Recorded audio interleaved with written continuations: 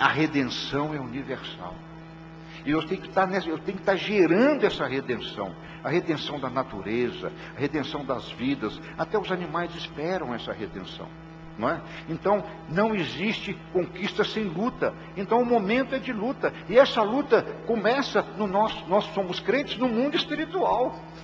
Já notou isso? As nossas grandes lutas são espirituais. É a sua fé abalada. Senhor, o que aconteceu comigo? Parece que a minha fé acabou, parece que a minha fé, não é? Ela esmoreceu, parece que a minha fé está pequenininha.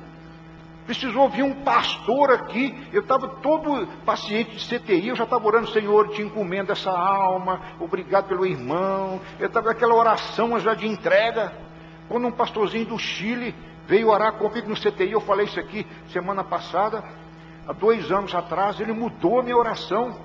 O homem chegou e falou assim, olha, minha tia está com 7 infartos, os médicos chamaram a família, não há mais condição nenhuma. E ele na porta do CTI, que não podemos entrar, gritava, ai a vida, Senhor, ai a vida, ai a vida. Eu falei, ele não sabe que a minha tia tem 87 anos com 7 infartos, pedindo vida. Não é que eu vou chamá-la semana que vem para comer uma truta com alcaparras na minha casa?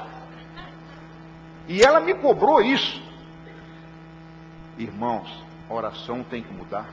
Eu já vejo aí, não é, Paulinha, está aí, eu estou falando aqui coisas pessoais nossas, mas é testemunhar o Senhor. Eu tenho que testemunhar com coisas que eu estou vendo, não com coisas que eu estou achando que é, ou que me contaram. Nós estamos profetizando. A mãe da Paulinha é só mesmo milagre, ela sabe disso, não é verdade? É só milagre. Um tumor cerebral não é para qualquer um, não. Aliás, para ninguém, né?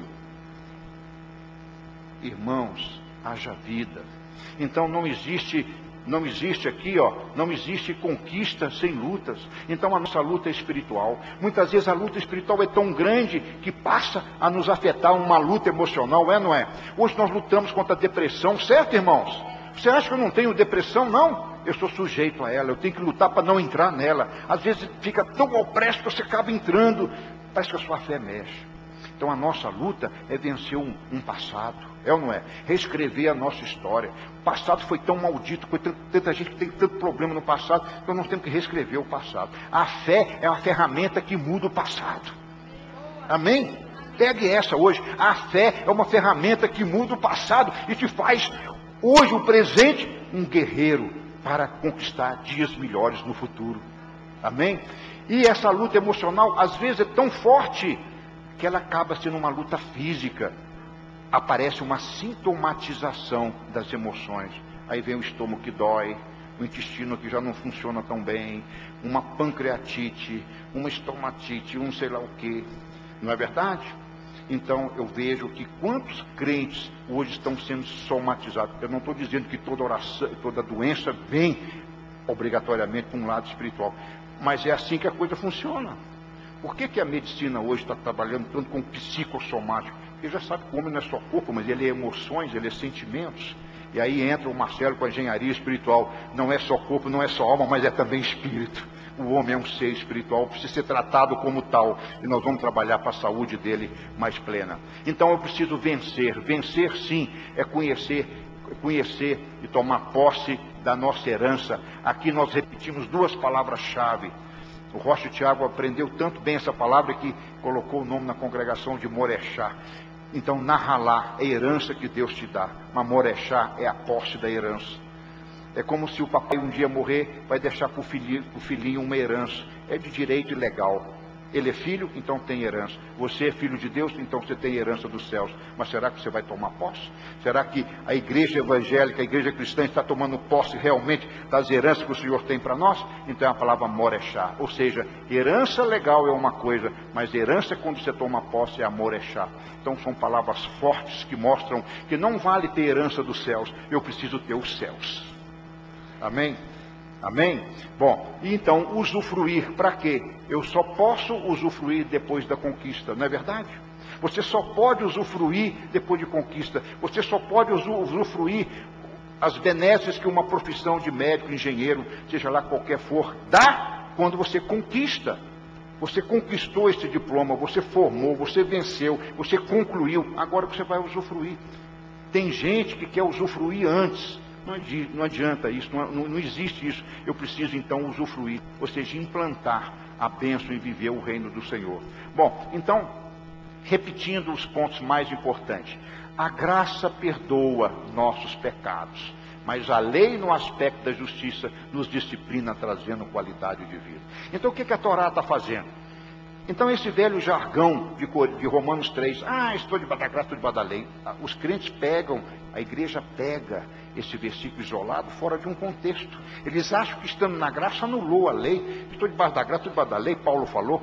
Irmãos, está errado, não é isso que Paulo falou. Paulo não falou de substituição de graça por lei. Paulo falando, eu debaixo dessa graça, não é? Então é como se Paulo sabe tão bem a lei, soubesse tão bem a lei. É como se eu viajar daqui para o Rio de Janeiro, em homenagem à pastora Eliane. Eu conheço tão bem essa estrada do Rio. Imagina que eu sou motorista de ônibus e faço todo dia esse trajeto. Eu conheço tão bem a estrada de Belo Horizonte ao Rio, a 040, que eu já sei todas as placas, as leis de trânsito de cor, na memória. Eu já conheço cada curva, cada ponte, cada placa. Então, se a pastora Eliane tira as placas, as leis de trânsito, eu faço essa viagem tranquilo, porque eu conheço. É isso que Paulo está falando. Eu não estou debaixo da graça. Eu estou debaixo da graça, não debaixo da lei. Quer dizer, a lei não é que rege a vida dele, porque a lei já está no coração. Entendeu essa revelação, que é debaixo da graça, não debaixo da lei? A lei está tão escrita no meu coração que eu não preciso dela. A graça de Deus me basta, porque eu já cumpro a lei. Que sentido teria de estar na graça e não cumprir a lei? Que Jesus maluco e doido é esse, que chegaria aqui e falar, meu pai escreveu um punhado de coisa na Torá, vocês esquecem tudo que eu estou debaixo da graça, eu sou a graça, a ressurreição e a vida. Espera aí, Yeshua, se fizesse isso, o filho seria rebelde contra o pai. E ele diz, eu não faço nada sem meu pai, eu e meu pai somos um. Então Deus escreve a Torá e Jesus anula.